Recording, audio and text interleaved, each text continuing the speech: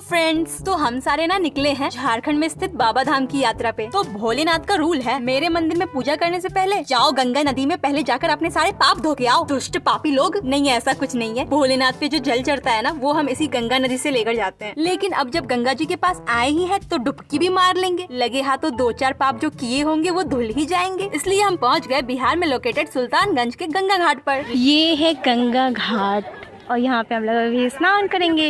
लेकिन भाई साहब, यहाँ तो मेला लगा है।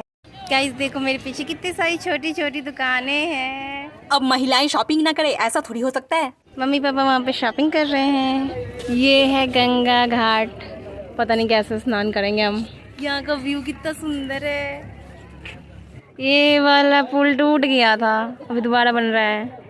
कहाँ से कहाँ तक का पुल है? सुल्तानगंज पुल है ये टूट गए थे कुछ सालों पहले। ये वाला बहुत ही स्पेशल मोमेंट है जब मम्मी पापा गंगा नदी में डुबकी मार रहे थे।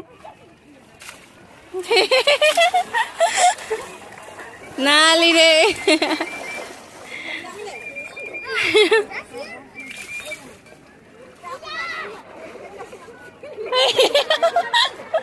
मम्मी तो चश्मा पहन के नहाने चली गई, स्नान करने। सब यहीं पे नहा रहा है। ये बाउंड्री दे दी गई है ताकि कोई इसके उस पार ना जाए, क्योंकि गंगा नदी का कोई ये नहीं पता नहीं रहता ना कि कहाँ पे कितनी गहरी है नदी, इसलिए। और ये मम्मी पापा स्नान करने के बाद सूर्य देवता को जल अर्पित करते हुए, वैसे ये कोई रूल नहीं है, अपनी अपनी श्रद्धा है जो कि हमने सिर्फ पोज के लिए किया है। और एक बात सच्ची बताऊं, पानी में घुसने के बाद अपन को पता नहीं क्या हो जाता है। भाई सच्ची में पानी से निकलने का मेरे को मन ही नहीं करता है। कहीं मैं पिछले जन्म में मछली तो नहीं थी, एरियल टाइप।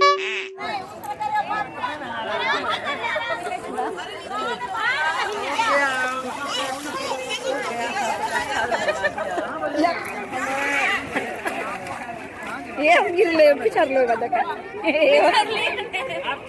अब मत जा, चला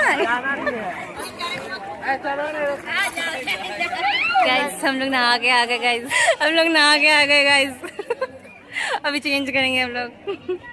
रुको ना रे। हम लोग नहा के आ चुके हैं और हमने ड्रेसेस भी चेंज कर ली और हमने बहुत सारी फ़ोटोज़ ली है।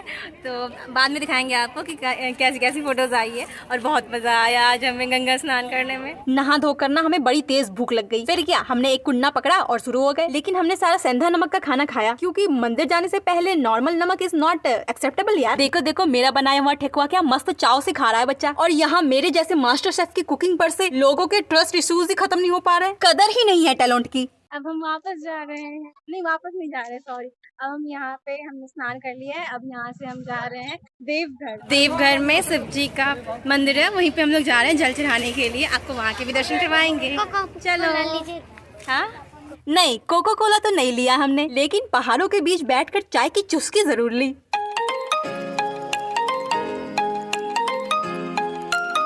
अभी हम रास्ते में हैं। हम लोग के थे चाय पीने के लिए ढाबा पे और हमने चाय पी ली।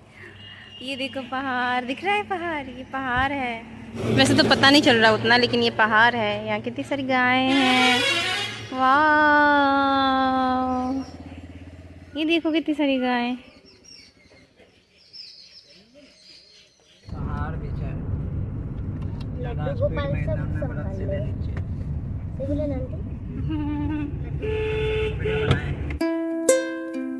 सुहाना सफर और ये मौसम हंसी हो ना हो, मगर झारखंड पहुँचते पहुँचते हंसी शाम से लेकर रात जरूर हो गई। 100 किलोमीटर के सफर के बाद जब हम फाइनली देवघर पहुँचे, आए हाय क्या माहौल है यहाँ का। हर तरफ इतनी चमक धमक, सच में मन खुश हो गया ये सब देखकर।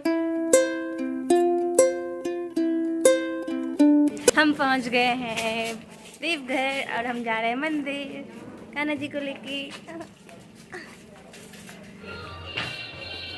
हम पहुंच गए हैं मंदिर के अंदर। बहुत भीड़ है। अंदर पहुंचते ही हमें एक पंडित जी मिले, जिन्होंने हमारे सर पे टीका लगा के मार्क कर दिया कि दूसरे पंडित कृपया दूर रहें, ये भक्त हमारे डिपार्टमेंट के हैं।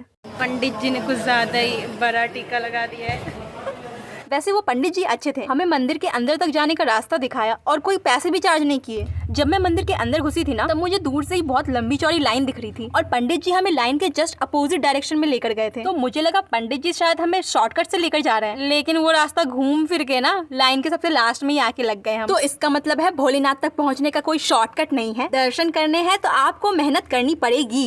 हमने लाइन लगाई हुई है, बहुत लंबी लाइन है, बहुत सुंदर मंदिर है।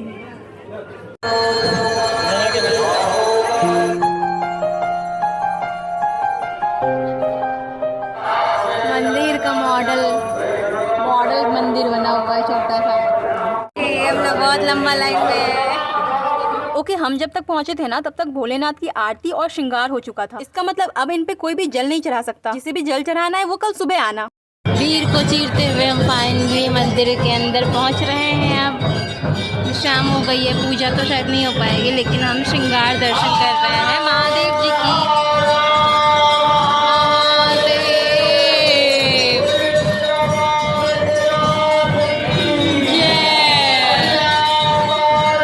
हमने सोचा ठीक है, कोई बात नहीं, जल कल सुबह चढ़ा देंगे, आज श्रृंगार दर्शन कर लेते हैं।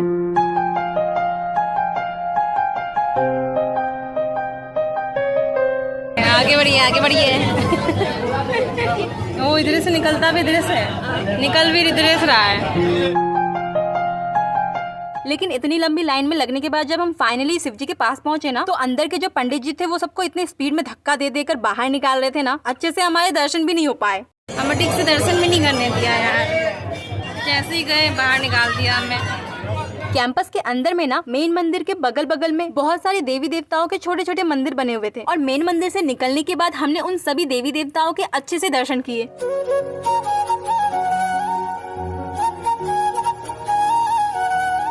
यह समस्त देवी देवता गण विराजित है और यहाँ हनुमान जी है।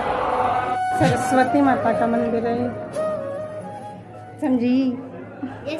अभी हमारे दर्शन हो गए हैं, लेकिन ना हमने जल नहीं चढ़ाया है क्योंकि अभी शाम हो गई है ना, तो शिव जी का वो श्रृंगार हो गया है और हमने जल नहीं चढ़ाया है। हम कल सुबह जल चढ़ाएंगे। यहाँ पे कृष्ण जी सो रहे हैं आराम से सो रहे। हमने बहुत सारी फ़ोटोज़ ली और अब हम जा रहे हैं यहाँ पे कोई अच्छा सा होटल देख के रात रुकने के लिए। कल सुबह आएंगे फिर पूजा करेंगे। तो अभी हम लोग होटल में रुके हुए हैं। बगल वाले रूम में मम्मी पापा है, भैया है और यहाँ है हमारे कृष्ण जी। इनकी आरती करती है छोटे से दिए से और अभी मैं इनको सुला दूँगी। ये भी बहुत ज़्यादा थक गए हैं आज ट्रैवल करके, इसलिए मैं इनको सुला दूँगी। आज थोड़ी सी देर हो गई, चलो कोई बात नहीं, अभी सोते हैं और कल सुबह उठते हैं।